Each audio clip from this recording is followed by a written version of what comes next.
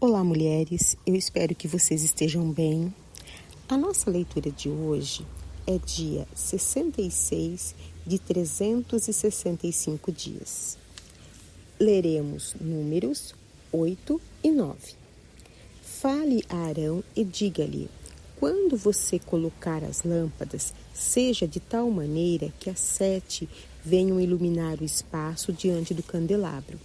Arão fez isso, colocou as lâmpadas para que iluminasse um espaço diante do candelabro, como o Senhor havia ordenado a Moisés. O candelabro era feito de ouro batido desde o seu pedestal até as suas flores, segundo o modelo que o Senhor havia mostrado a Moisés. Assim ele fez o candelabro. O Senhor disse a Moisés: separe os levitas do meio dos filhos de Israel e purifique-os. Faça o seguinte para purificá-los: você aspergirá sobre eles água da expiação, e eles farão passar a navalha sobre todo o corpo deles. Lavarão as suas roupas e se purificarão. A seguir, pegarão um novilho com a sua oferta de cereais, feita da melhor farinha, amassada com azeite, e você pegará outro novilho para a oferta pelo pecado. Você fará chegar os levitas diante da tenda do encontro e reunirá toda a congregação dos filhos de Israel. Quando, pois, fizerem chegar os levitas diante do Senhor, os filhos de Israel porão as mãos sobre eles. Arão apresentará os levitas como oferta movida diante do Senhor, da parte dos filhos de Israel, e serão para o serviço do Senhor. Os levitas porão as mãos sobre a cabeça dos novilhos, e você sacrificará um dos novilhos para a oferta pelo pecado e o outro para o holocausto ao Senhor, para fazer expiação pelos levitas. Você porá os levitas diante de Arão e diante dos seus filhos, e os apresentará por oferta movida ao Senhor. Assim você separará os levitas do meio dos filhos de Israel. Os levitas serão meus.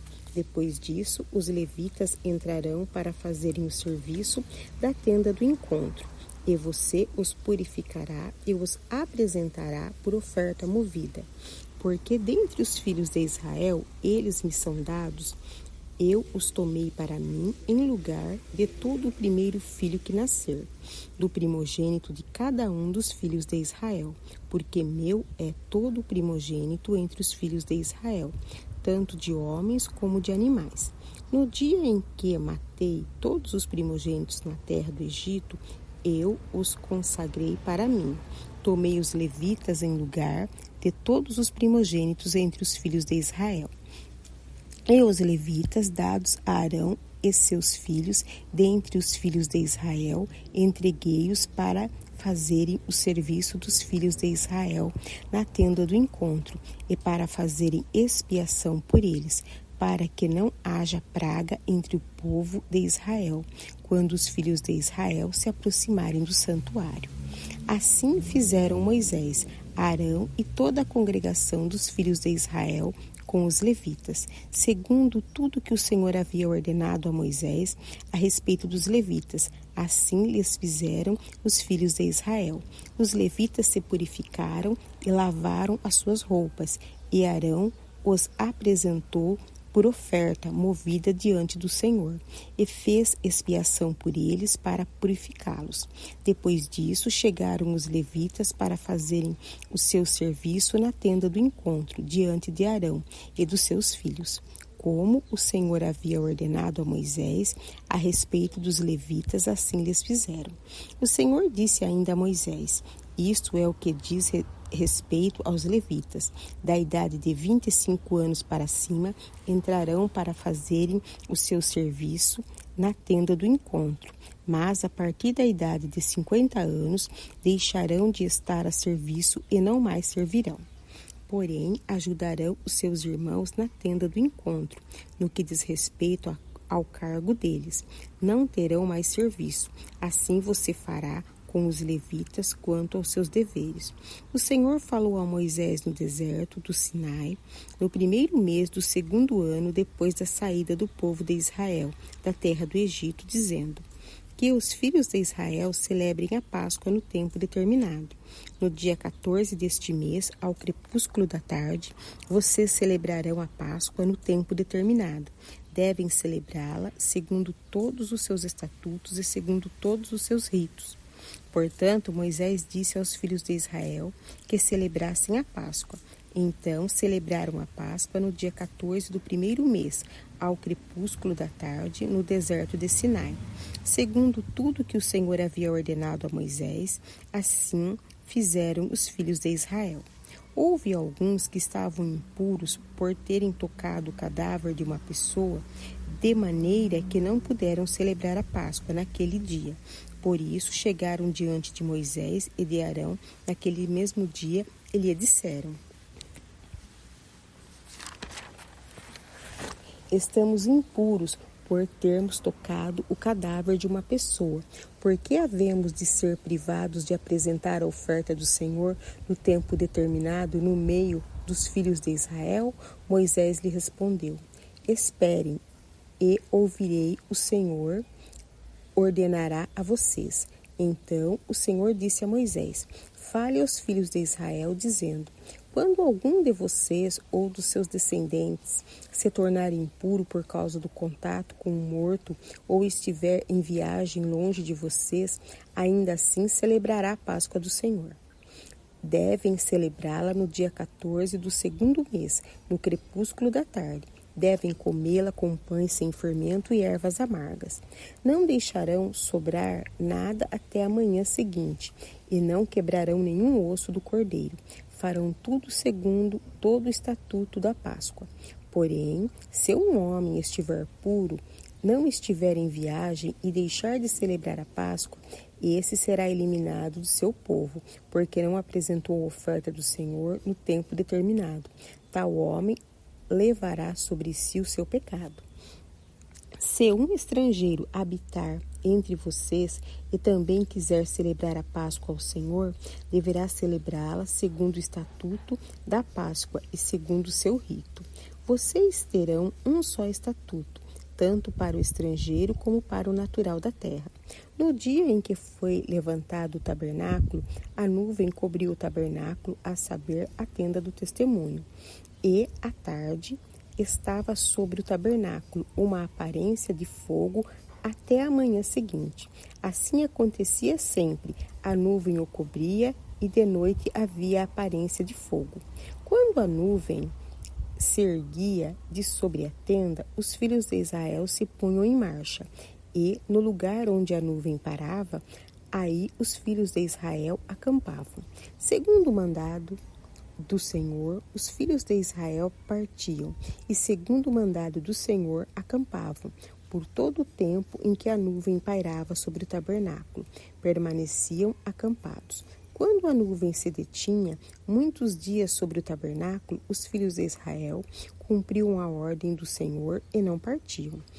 Às vezes, a nuvem ficava poucos dias sobre o tabernáculo. Então, segundo o mandato do Senhor, permaneciam e, segundo a ordem do Senhor, partiam. Às vezes, a nuvem ficava desde a tarde até a manhã seguinte, quando pela manhã a nuvem se erguia, punham-se em marcha. Quer de dia, quer de noite, erguendo-se a nuvem, partiam.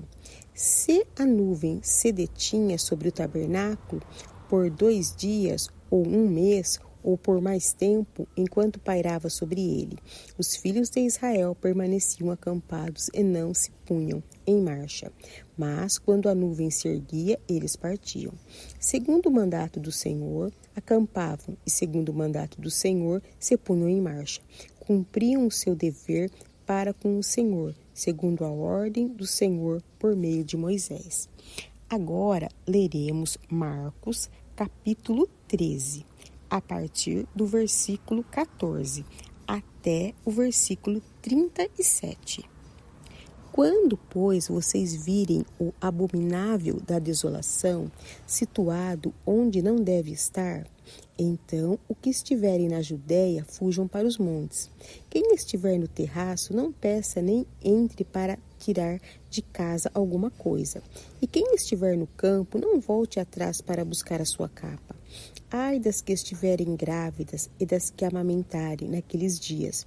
Orem para que isso não aconteça no inverno, porque aqueles dias serão de tamanha tribulação, como nunca houve desde o princípio do mundo criado por Deus, até agora e nunca jamais haverá. Se o Senhor não tivesse abreviado aqueles dias, ninguém seria salvo. Mas, por causa dos eleitos que ele escolheu, Deus abreviou tais dias. Então, se alguém disser a vocês, olhem, aqui está o Cristo, ou olhem, aí está ele, não acreditem, porque surgirão falsos cristos e falsos profetas, operando sinais e prodígios, para enganar, se possível, os próprios eleitos. Estejam de sobreaviso, tudo isso tenho predido a vocês. Mas naqueles dias, após a referida tribulação, o sol se escurecerá, a lua não dará sua claridade, as estrelas cairão do firmamento e os poderes do céu serão abalados. Então verão o Filho do Homem vindo nas nuvens, com grande poder e glória. E então ele enviará os anjos e reunirá os seus escolhidos dos quatro ventos, da extremidade da terra até a extremidade do céu. Aprendam, pois, a parábola da figueira. Quando já os seus ramos se renovam e as folhas brotam, vocês sabem que o verão está próximo. Assim também vocês, quando virem acontecer essas coisas, saibam que está próximo às portas. Em verdade lhes digo que não passarão esta geração, sem que tudo isto aconteça. Passará o céu e a terra, porém as minhas palavras não passarão. Mas a respeito daquele dia ou da hora, ninguém sabe, nem os anjos no céu, nem o Filho, senão o Pai.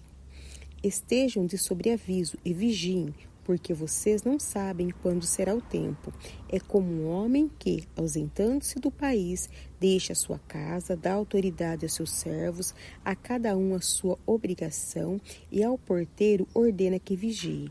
Portanto, vigiem, porque vocês não sabem quando virá o dono da casa, se à tarde, se à meia-noite, se ao cantar do galo, se pela manhã, para que, vindo ele, inesperadamente não encontre vocês dormindo. O que, porém, digo a vocês, digo a todos, vigiem. Agora leremos Salmos 50, a partir do versículo 1 até o versículo 23. Fala ao poderoso o Senhor Deus, e chama a terra desde o Oriente até o Ocidente. Desde Sião, excelência de formosura, resplandece Deus. O nosso Deus vem e não guarda silêncio. À frente dele vem um fogo devorador, e ao seu redor ruge grande tormenta. Ele intima os céus lá em cima e a terra para julgar o seu povo. Ele diz, congreguem os meus santos e os que comigo fizeram aliança por meio de sacrifícios. Os céus anunciam a sua justiça, porque é o próprio Deus que julga. Escute, meu povo, e eu falarei. Ó Israel, e eu testemunharei contra você. Eu sou Deus, o seu Deus. Não o repreendo pelos seus sacrifícios, nem pelos holocaustos que você continuamente me oferece. Não aceitarei novilhos da sua casa, nem bodes do seu apriscos. Pois são meus todos os animais do bosque e o gado aos milhares, sobre as montanhas. Conheço todas as aves dos montes e são meus todos os animais que vivem no campo. Se eu tivesse fome, não teria necessidade de dizê-lo a você, pois meu é o mundo e a sua plenitude. Acaso como eu carne de touros ou bebo sangue de cabritos? Ofereça a Deus sacrifícios e ações de graças e cumpra os seus votos para com o Altíssimo. Invoque-me no dia da angústia e eu o livrarei, e você me glorificará. Mas ao ímpio Deus diz, de que lhe serve repetir os meus preceitos e ter nos lábios a minha aliança? Se você odeia a disciplina e rejeita as minhas palavras? Se vê um ladrão, você se torna amigo dele, e aos adúlteros você se associa? Abre a boca para o mal, e a sua língua trama enganos. Senta-se para falar contra seu irmão e difama o filho de sua mãe. Você tem feito essas coisas, e eu me calei. Você pensava que eu era igual a você, mas agora eu o repreenderei e porei tudo à vista. Considerem, pois, nisto vocês que se esquecem de Deus, para que eu não os despedace, sem haver quem os livre. Aquele que me oferece sacrifício de ações de graças, esse me glorificará. E o que prepara o seu caminho, farei com que veja a salvação de Deus. Agora leremos Provérbios 10, versículos 29 e 30. O caminho do Senhor é fortaleza para os íntegros, mas ruína para os que praticam a iniquidade. O justo nunca será abalado, mas os ímpios não habitarão na terra. Amém. Muito obrigada. A equipe Café e Cafuné agradece a sua companhia. Que Deus abençoe. Um excelente dia para vocês.